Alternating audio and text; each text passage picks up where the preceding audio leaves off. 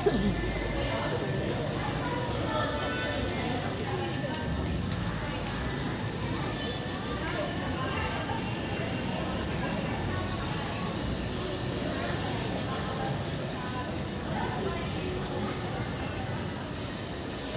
guys, dito po ako sa Maynila ngayon guys. Walaan nyo kung anong mall to guys.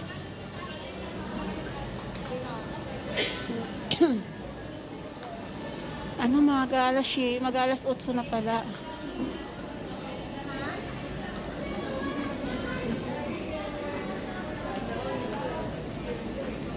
Kaya makapagkuha ko ng vlog ngayon.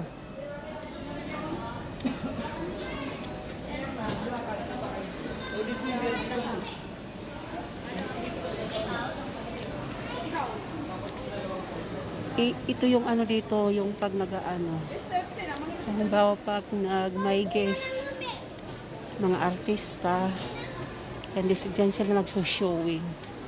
Yan. At saka may mga damit dito, mga madam ha. Mga mura na yung mga damit dito dahil.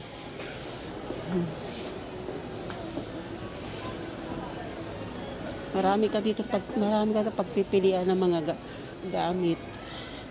gamit, lalo na magpapasko ngayon. Mabintang yung mga paninda dito. Ayan dyan So ay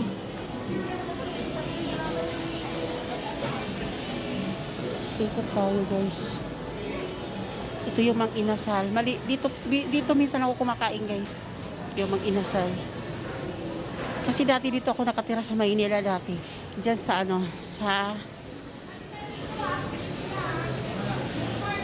malapit lang dito. Sa Doroteo dati doon ako nakatira. Kaya minsan pag lumalabas ako diyan ako kumakain sa Mang Inasal. So akyat tayo sa taas mga madam.